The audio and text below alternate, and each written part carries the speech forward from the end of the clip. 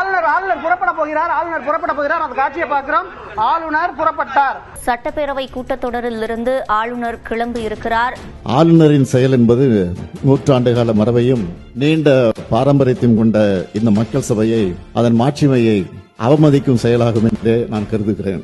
ஆட்டுக்கு தாடியும் நாட்டுக்கு ஆளுநர் பதவியும் தேவையில்லை என்று பேரறிஞர் அண்ணா அவர்கள் கூறிய போதிலும், அதை முத்தமிழறிஞர் தலைவர் கலைஞர் அவர்கள் வழிமொழிந்த போதிலும், அந்த பதவி இருக்கும் வரை அதற்குரிய மரியாதையை கொடுக்க அவர்கள் முதலமைச்சர்களாக இருந்த நேரத்தில் தவறியதில்லை. அவர்களது வழியை பின்பற்றி நானும் அதிலிருந்து இம்மி அளவும் விலகியதில்லை. அந்த கொள்கையொட்டியே நான் ஆளுநர் அவர்கள் உரை நிகழ்த்த வேண்டும் என்று நடவடிக்கை எடுக்க ஆணையிட்டேன். எனினும் மாண்புமிகு ஆளுநர் அவர்கள் ஏற்கனவே நடந்து கொண்டது போலவே மீண்டும் இன்று செயல்பட்டிருப்பது மிகவும் வருத்தத்திற்குரியது. தமிழ்நாடு சட்டமன்றம் 8.5 கோடி தமிழ் மக்களுடைய உணர்வுகளை பிரதிபலிக்கின்ற மாமன்றம்.